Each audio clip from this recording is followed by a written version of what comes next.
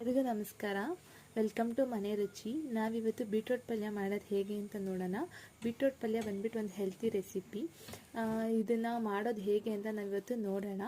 ಅದಕ್ಕಿಂತ ಮುಂಚೆ ನಮ್ಮದು ಹೊಸ ಚಾನಲ್ ಆಗಿರೋದ್ರಿಂದ ಎಲ್ಲರೂ ಸಬ್ಸ್ಕ್ರೈಬ್ ಮಾಡ್ಕೊಳ್ಳಿ. ಪಕ್ಕದಲ್ಲಿರೋ ಬೆಲ್ ಐಕಾನ್ನ ಕ್ಲಿಕ್ ಮಾಡಿ, ಲೈಕ್ ಮಾಡಿ, ಶೇರ್ ಮಾಡಿ, ಕಮೆಂಟ್ ಮಾಡಿ. ಮತ್ತು ಹೊಸ ವೀಡಿಯೋ ಅಪ್ಲೋಡ್ ಮಾಡಿದಾಗ ನಿಮಗೆ ಬೇಗ ರೀಚ್ ಆಗುತ್ತೆ. ಸೊ ಈಗ ಬೀಟ್ರೋಟ್ ಪಲ್ಯ ಮಾಡೋಕ್ಕೆ ಏನೇನು ಬೇಕು ಅಂತ ನೋಡ್ಕೊಳ್ಳೋದಾದರೆ, ಫಸ್ಟು ಬೀಟ್ರೋಟ್ನ ನೀಟಾಗಿ ಸಿಪ್ಪೆ ತೆಗ್ದು ತೊಳೆದು ಇಟ್ಕೊಂಡಿದ್ದೀವಿ. ಈಗ ಅದನ್ನು ನೀಟಾಗಿ ತುರ್ಕೊಳ್ಳೋಣ. ತುರ್ಕೊಬೇಕಾದ್ರೆ ನಾವು ಸಣ್ಣಗೆ ತುರ್ಕೊಳ್ಳೋದ್ರಿಂದ ಬೀಟ್ರೋಟ್ ಪಲ್ಯ ಬೇಯಬೇಕಾದ್ರೆ ತುಂಬ ಈಸಿಯಾಗಿ ಆಗುತ್ತೆ, ಇಲ್ಲಾಂದರೆ ತುಂಬ ಕಷ್ಟ ಆಗ್ಬೋದು. ಸೊ ತುರ್ಕೊಬೇಕಾದ್ರೆ ನೋಡ್ಕೊಂಡು ತುರ್ಕೊಳ್ಳಿ. ಇವಾಗ ತುರ್ಕೊಂಡಿರೋದು ರೆಡಿಯಾಗಿದೆ.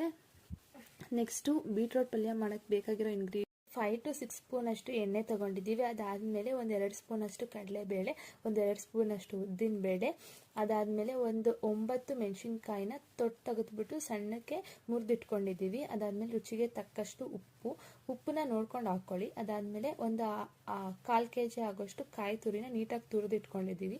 1-2 ಕಡ್ಡಿ ಆಗೋಷ್ಟು ಕರ್ಬೇವಿನ ಸೊಪ್ಪು, ಅದಾದಮೇಲೆ ಒಂದು 4-5 ಕಡ್ಡಿ ಆಗೋಷ್ಟು ಕೊತ್ತಂಬರಿ ಸೊಪ್ಪನ್ನ ಇಟ್ಕೊಂಡಿದ್ದೀವಿ. ಇದೆಲ್ಲ ಬೇಕಾಗಿರೋ ಇಂಗ್ರೀಡಿಯೆಂಟ್ಸ್. ಇದನ್ನು ನೋಡೋದಾದರೆ ಫಸ್ಟ್ ಒಂದು ಪ್ಯಾನ್ ಇಟ್ಕೊಬೇಕು. ಪ್ಯಾನ್ ಸ್ವಲ್ಪ ಬಿಸಿ ಆದಮೇಲೆ ಅದಕ್ಕೆ 5 to 6 ಸ್ಪೂನಷ್ಟು ಎಣ್ಣೆ ಹಾಕಬೇಕು.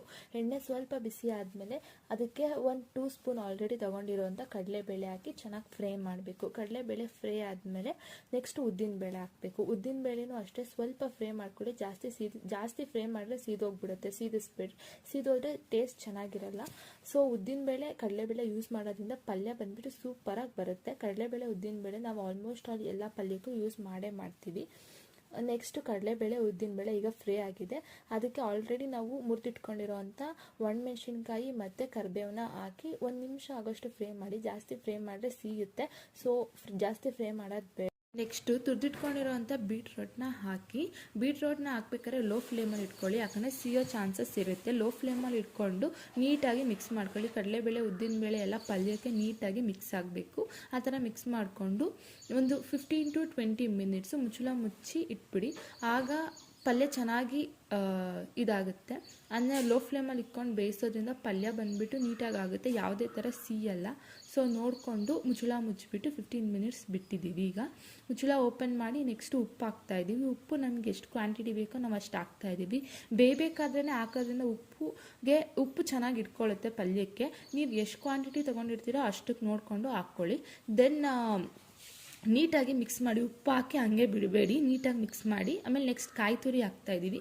ನಾವು ಆಲ್ರೆಡಿ ಹೇಳ್ದಂಗೆ 1/4 ಕಪ್ ಆಗೋಷ್ಟು ಕಾಯಿ ತುರಿನ ತೊಗೊಂಡಿದ್ವಿ, ಅಷ್ಟು ಹಾಕ್ತಾಯಿದ್ದೀವಿ. ನೀವು ನೋಡಿಕೊಂಡು ಹಾಕ್ಕೊಳ್ಳಿ. ಕಾಯಿ ತುರಿ ಹಾಕೋದ್ರಿಂದ ಎಲ್ಲ ಪಲ್ಯಕ್ಕೂ ಅಷ್ಟೇ ಪಲ್ಯ ಬಂದ್ಬಿಟ್ಟು ಚೆನ್ನಾಗಿ ಬರುತ್ತೆ. ನಾವು ಆಲ್ಮೋಸ್ಟ್ ಆಲ್ ಎಲ್ಲ ಪಲ್ಯಕ್ಕೂ ಕಾಯಿ ತುರಿ ಯೂಸ್ ಮಾಡ್ತೀವಿ. ನೋಡಿಕೊಂಡು ಹಾಕ್ಕೊಂಡು ನೀಟಾಗಿ ಮಿಕ್ಸ್ ಮಾಡಿ 1-2 ಮಿನಿಟ್ಸ್ ಹಾಗೆ ಬಿಡಿ. ಲೋ ಫ್ಲೇಮಲ್ಲೇ ಇಟ್ಕೊಳ್ಳಿ, ಜಾಸ್ತಿ ಫ್ಲೇಮ್ ಇಡಬೇಡಿ. ಅದಾದಮೇಲೆ ನಾವು ನೆಕ್ಸ್ಟು ಕೊತ್ತಂಬರಿನ ಹಾಕ್ಬಿಟ್ಟು ಹಂಗೆ ಗ್ಯಾಸ್ ಆಫ್ ಮಾಡಿಬಿಡಿ. ಕೊತ್ತಂಬರಿನ ಹಾಕಿ ಗ್ಯಾಸ್ ಆಫ್ ಮಾಡಿಬಿಟ್ಟು ನೀಟಾಗಿ ಮಿಕ್ಸ್ ಮಾಡಿಕೊಂಡು ಗ್ಯಾಸ್ ಆಫ್ ಮಾಡಿಬಿಡಿ.